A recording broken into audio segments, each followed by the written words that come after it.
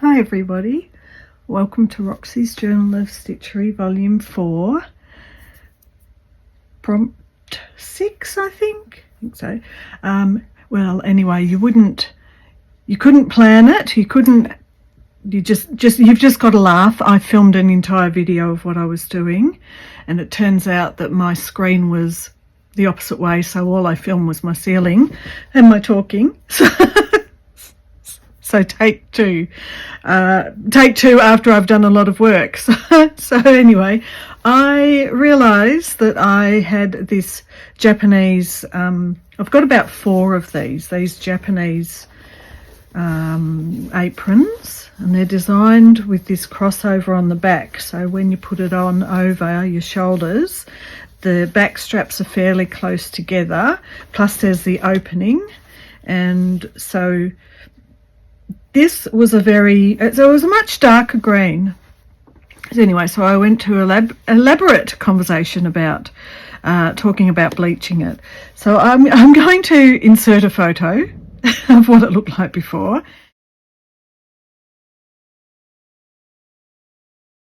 And this is how it looks like now after I've put it in for it was quite a bit of bleach actually, a cup of bleach to some, warm water, and I've put it in for 15 minutes, then notice not much has come out, and then I put it in for another 20 minutes and it is lighter, and I like it a bit more because it's a bit more earthy. So it feels like I'm repeating myself going over all the things that I've already said, but I just thought that the actual colour of it was a bit dark for my pieces, plus as usual, I can't do anything on task, strayed from the colour, my original colour, which was the yellows.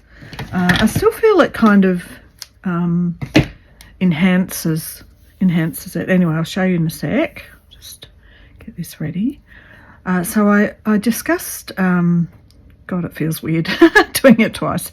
I discussed how I didn't have any really antique embroidery because here in Australia, of course, we're only 200 years old, so unless you've got something kind of handed down, or you're really lucky to find someone else's hand downs, or have access to an antique market that does have really, really old stuff, I feel that my antique stuff, it's not 17 or 1800s, it's more 1950s or something. Anyway, so what I was talking about was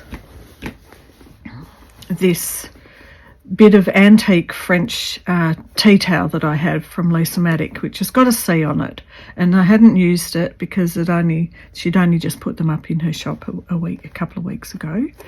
And so I've also got the antique with the stains, so French, this little packet I have of these old French laundry labels that are a bit stained. I really don't know how old they are, but they are grungy and stained, so I do trust that they're antique-y. So I made this. I used the heart from the middle of here and have made a little patch. So, every week I've been making, every fortnight I mean, a patch that fits. So then I was showing how I'd laid them all out on my thing and how I wanted to put it, and now I've done it, and still it's really quite too big, and it's hard to film actually because if I haven't got, I've got to put it up on a hanger. So this is what I've done. This is where I'm at so far. So I've put all my bits on. I've kept the squarish things sort of square and added some extra little bits. So added this beautiful bit of lace from Christine. I think this doily was from Christine too. Added a bit of extra, and the button was from Christine. Most of the stuff on here is yours. Anyway, it was a good gift pack, wasn't it? I've put my little tag. Look, there are pockets on this, but I'm not going to be wearing it. It's just going to hang.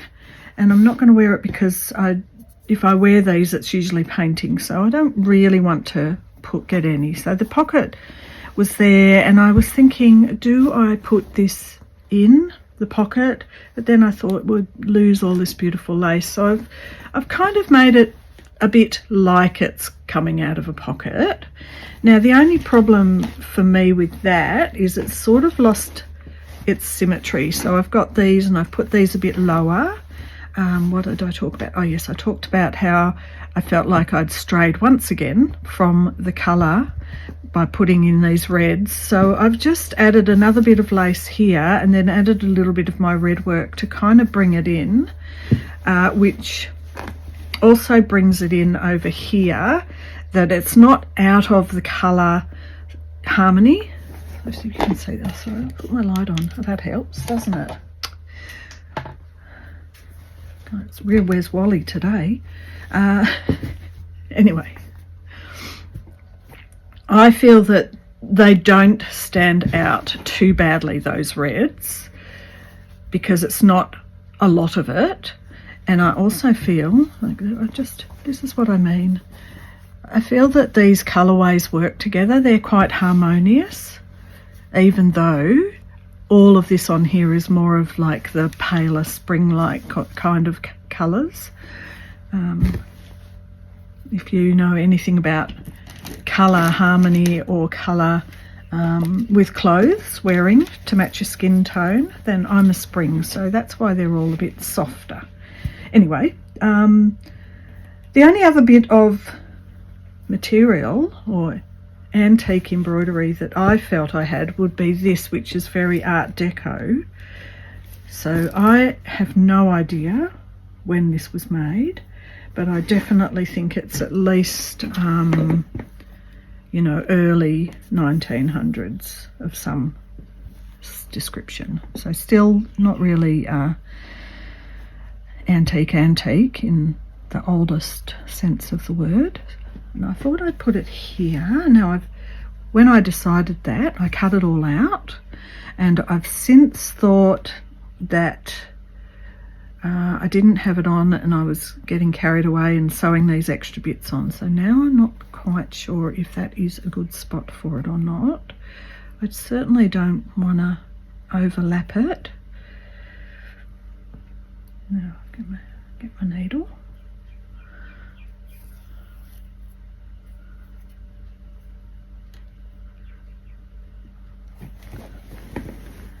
I mean, I think I did toy with putting it down here. Maybe that would work. Now that I've started to fill in little gaps. Anyway, I'll tell you what, I went to edit the video last night, and I went, what? Oh, and you just got to laugh, haven't you? It wasn't a bad video either. All right, so I feel like maybe that's a bit cluttered. I was thinking, I mean, it's not going to be worn, but that felt like it was sort of a uterus and ovaries the way that is, so I didn't really want that there either. All right, so I might have messed myself up by putting this on. Not that it matters if it's a uterus and ovaries.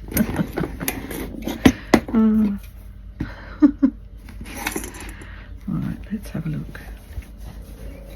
So I think this will be a very short video, because I mean, other than me stitching this down, it's going to be, this is going to be finished till the next prompt, because I've done all this other work off camera. Behind the scenes, it was supposed to be a great reveal. Ah, you gotta laugh. So I do think it's going to end up going here. Now I don't want to, I'd like to not break it into those branches there, and I'd like to, I think it's just going to have to go over that. So that's how it's going to have to go. Left my pins downstairs. Just use a needle.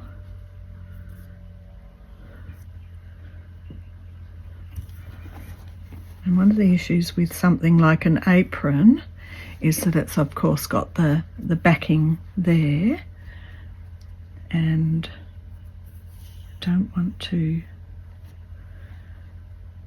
sew the back. I've managed to put all these on yesterday. I did a big day of sewing, wonderful, and got them all on without stitching the backing by mistake, so that was a good day. So I think this is what I'm going to do. Actually, I'm not going to start there. I'm going to start at this side, and I'll tell you why. So if you were going to wear this apron, which you're not, I'm not, I think what this is, so I'm just going to do little tiny stitches all the way around the entire edge. I'll have to take it downstairs and get my pins. Thought I was organised. The thing about this is a napkin holder, but I was thinking if it was going to be something that you were going to actually wear, you could still put your glasses in. That's what I was thinking. Imagine that, you're wearing your apron and you just hang your glasses.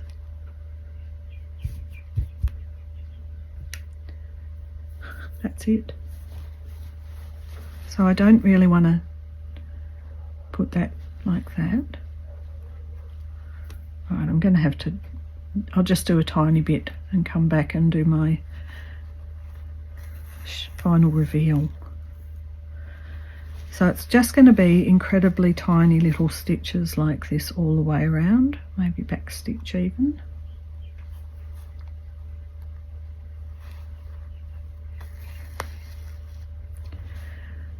That's what I mean, just like that, all the way around. I'm going to definitely take it downstairs and pin it because I don't want to get all wonky or anything like that. So let me just go through what I've done. This was the first prompt. So I've just done, I did a straight stitch or a running stitch all the way around, and it was just, I've just been using for stitching down a little bit of these, how do you say it? Gutaman,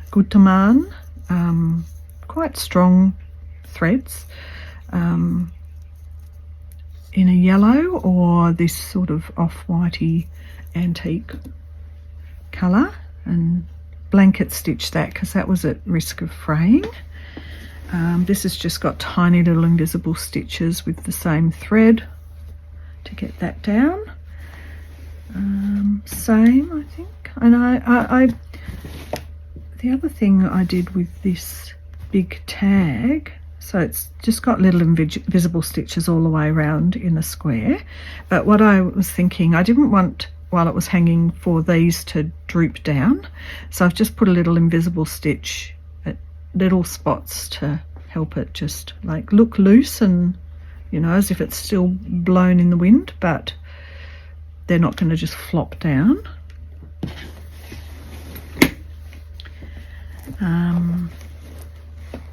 Another thing, invisible stitch all the way around.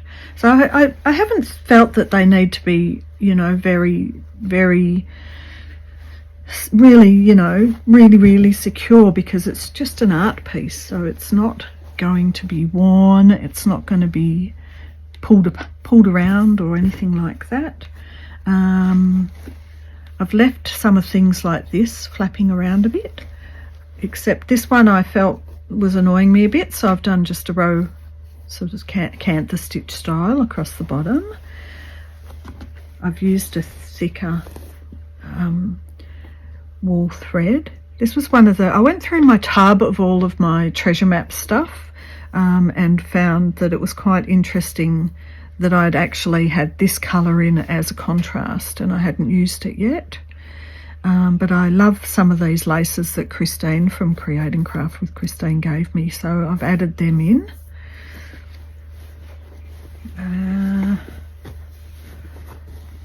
I started to look, once I got these ones down, started to look at stitching off the page, as it were. And when I was at art school, my painting teacher used to say, get your drawing off the page, Christina. you know, instead of focusing it in this one little dense spot in the middle of the page, trying to perfect a figure in life drawing, which I could never do, getting off the page and giving the eye something else to look at that moves you round.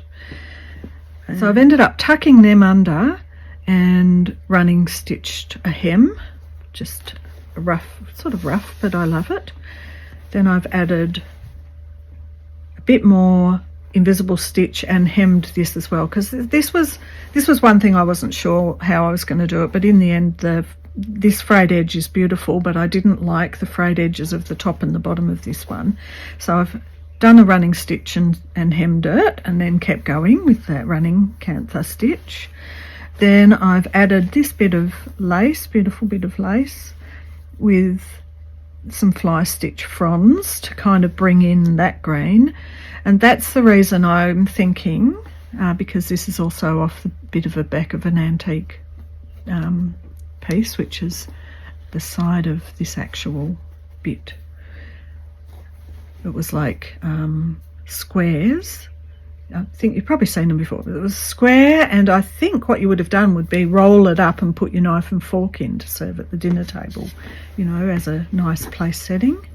So now that I've added those bits of green in, and I already had this green up through here, I feel now that it works with the background. At first I was a bit hesitant, thinking, oh, no, this isn't. I love the idea of using this Japanese apron, but I don't know if it works colour-wise. But now it's a bit paler. I'm just feeling that these greens sort of become what pulls it all together. And then this has also got that green on it. So there you have it.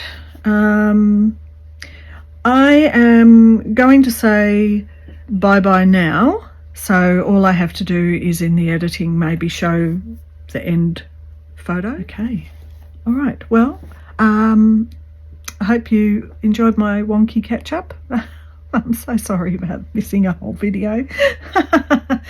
Oh dear. Okay, well, I'll see you in the next one. Bye for now.